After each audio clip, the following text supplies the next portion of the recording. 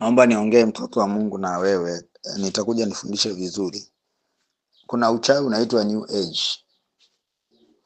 New Age ni uchawi ambao haufanani na uchawi. Ngoja nikwambie kitu kimoja.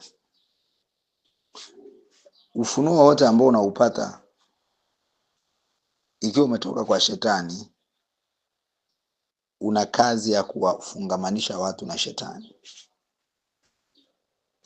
Ndio maana kuna watu walipata mafunuo kwenye maombi kwenye milima, lakini haikuwa ya Mungu, ilitoka kwa mizimu. Alafu walivyopokea hayo mafunuo wakaanzisha makanisa wakifikiri ni Mungu, alafu kumbe ni shetani yupo kwenye madhabahu. Baadaye wakaanza kuuza miti shamba na mafuta ya upako.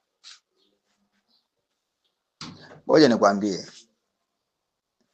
shetani anaweza akaandaa aina ya maombi. Chukua mishumaa miwili, wa papo na mwekundu, wa hiki na hiki, akakwambia baada ya hapo hakikisha unawasha, weka pembe tatu. Unaona hayo maelekezo yalivyokaa? Kuna maelekezo yanawekwa hapo ya kufanya. Baada ya hapo hakikisha unafukia, sijui sema maneno haya, na ukisoma uone shetani akiwa ametajwa. Lakini kwa sababu ni ufunuo wa giza, yoyote anayetii yale maelekezo, maana yake ndo kafanya kitu kinaitwa ibada. The problem, yale maelekezo haukuwa ufunuo wa Mungu, ulikuwa wa shetani. And therefore hiyo ibada umeitoa kwa shetani kwa sababu ya utii. Na utaona matokeo ikiwa utafanya kwa utii. Lakini mwisho wa siku nafsi yako umeshaiuza kwa shetani. Baada ya muda atakupiga. Kuna muda hata unaweza usione matokeo. Kwa as long as umempa nafsi yake, si anaanza kukunyoosha. Umeshamkabidhi nafsi. Yeye alikuwa anataka nafsi, umeshampa. Kwa swala la matokeo wala alimuhusu. Shetani kazi yake sio kukufurahisha. Ni kukuvuta uje akupige vizuri. Sasa hii ibada ya hivyo ukiendelea kuwa unafanya. The more unafanya, sehemu ya nafsi yako anazidi kuikamata. Ndio maana unaambiwa wewe unairudia. Kwa sababu nafsi yako inaweza isikamatwe mara moja. Sawa? Lakini the more unaendelea kufanya hiyo ibada, ukaendelea kunaswa. Tuna watu wengi sana wameshikwa na hivi vitu. Mingine unaambiwa chukua chumvi, weka chini ya mto. This is witchcraft, New Age witchcraft. Yale maelekezo unayoyapata pale ni watu ambao wapo huko kwenye New Age, wamepewa mafunuo na maroho yao. Hawa ndo watu wanaabudu yale mfano wale Wahindu. Ndo mambo yao haya. Wanaabudu hiyo misanamu hiyo. Ndo inawapa hayo mafunuo. Wanakaa wana meditate, wanapewa hayo maelekezo. Ni uchawi wa kisasa huo.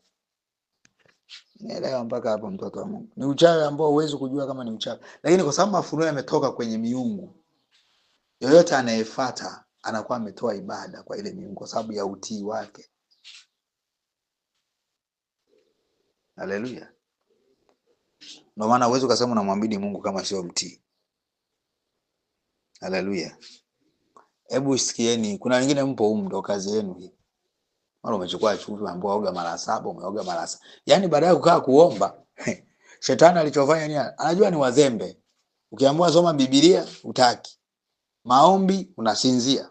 Kwa hiyo anachofanya ni nini? Chukua chumvi, changanya na vitunguu saumu, sijui weka kwenye mto, lala utaota ndoto nzuri. Si unataka shortcut?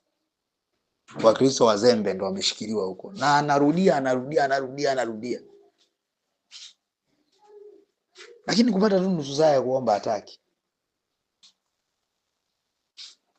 Jiulize huo ufunuo, hayo maelekezo yametoka wapi? Kama haipo kwenye Biblia, na wewe mwambie Mungu nipe ufunuo. Maombi ya aina yoyote ambayo hayapo kwenye Biblia, kamuulize huyo katoa wapi huo ufunuo. Inaweza ikawa ni mizimu. Kwa nini nifuate huo ufunuo? Hizo chumvi na nini katoa wapi ufunuo? Kwenye Biblia ipo. Hiyo kuoga chumvi mara 7. Ufunuo sio wa kwako. Kwa nini unashughulika nao? Aliyekupa sio mtumishi wa Mungu. Kwa nini unashughulika nao? Kwenye Biblia inapingana na hicho kitu, kwa nini unashughulika nao? Au naambiwa hiyo mishumaa inapatikana maduka ya asili. Si ushirikina tayari huo. Mara chukua nyekundu, chukua hivi. Reasoning ya kuchukua rangi hivyo kuchanganya imetoka wapi? Ni ufunuo huyo mtu alipewa, ndio maelekezo ya miungu alipewa afanye hivyo. Kwa hiyo na wewe ukifuata unajiunga kwenye hiyo ibada. Hapa ndo watu wanakujaga kuingia kwenye maisha ya hasara, uchumi hauendi, ndoa haiendi, kila sehemu anaanza kuona Mungu hayupo. Kumbe tayari alishakabidhi nafsi yake kwenye ufalme wa giza. Ameuza nafsi yake bila yeye kujua. Anaanza kumlaumu Mungu.